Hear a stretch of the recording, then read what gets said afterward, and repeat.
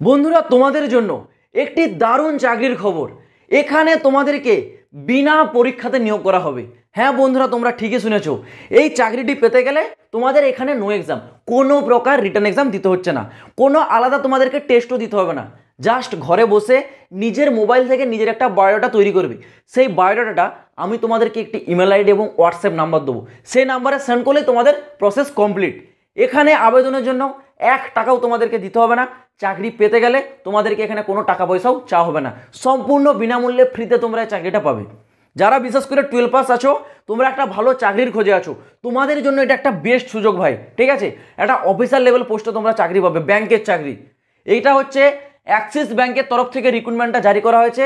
আমাদের পশ্চিমবঙ্গে অ্যাক্সিস ব্যাংকে প্রচুর কর্মী নিয়োগ হচ্ছে। ওকে, এখানে প্রথমে তোমাদের যে যোগ্যতা মানে কোয়ালিফিকেশন, শুধুমাত্র 12 পাস।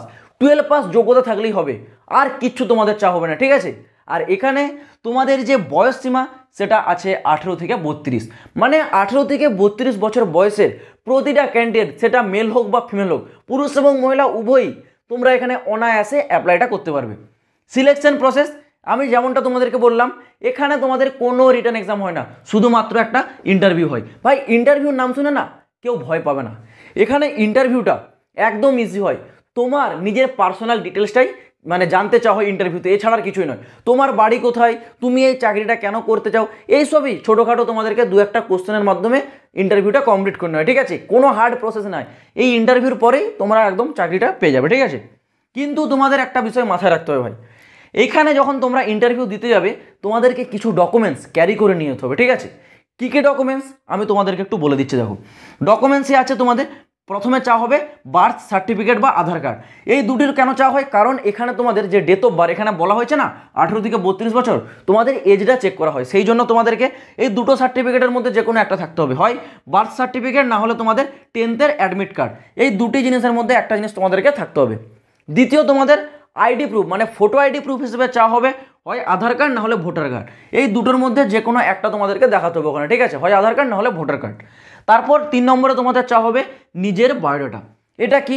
এটা ভাই খুব সহজ জিনিস, যারা জানো না বলে দিচ্ছি। দেখো, তোমরা ইউটিউবে সার্চ করবে কিভাবে বায়োডাটা তৈরি করা হয়, সেখানে তোমাদেরকে বলে দেওয়া হবে। বায়োডাটাটা একটা পিডিএফ আকারের জিনিস হয়, সেখানে তোমার নাম, তোমার বাবার নাম, তোমার অ্যাড্রেস, তোমার qualification, A to Z details দেওয়া থাকে। সেটাই হচ্ছে বায়োডাটা, নিজের ফোন থেকে তুমি করতে পারবে। ঠিক আছে, এই বায়োডাটাটা তোমরা নিয়ে যাবে। সাথে তোমাদেরকে বলা হয়েছে কালার পাসপোর্ট সাইজের ফটো 1 কপি। ঠিক আছে, এটা তোমাদেরকে নিয়ে যেতে হবে। লাস্ট 5 নম্বরে আছে কম্পিউটার সার্টিফিকেট।